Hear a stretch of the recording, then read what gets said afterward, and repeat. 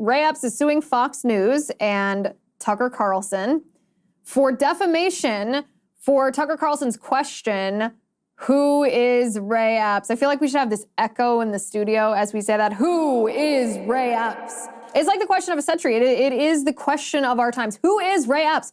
Who is this guy?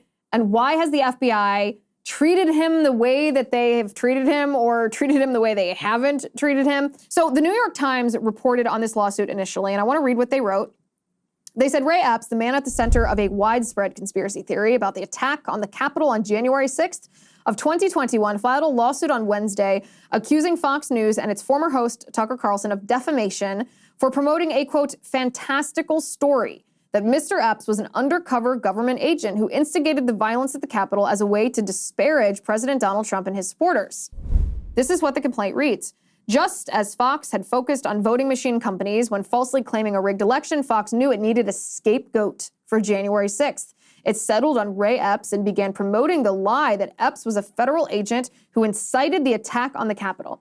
It's kind of funny to read the language of this lawsuit, understanding that Ray Epps' lawyer is the same lawyer for Dominion. So of course he references his own work, So you think, oh, well, if Dominion's lawsuit was intended to take Fox down and this nuisance lawsuit is just riding on the coattails, there's your proof.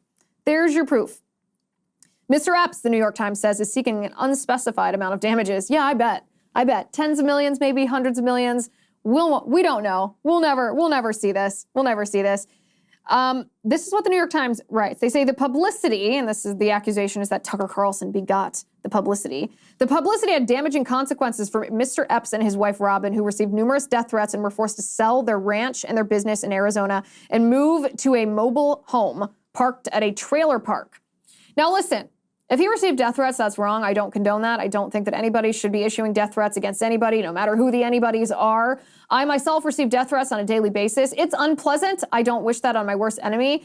But to think that you could sue Fox for defamation because you received death threats, this is the most ridiculous idea that I have ever heard.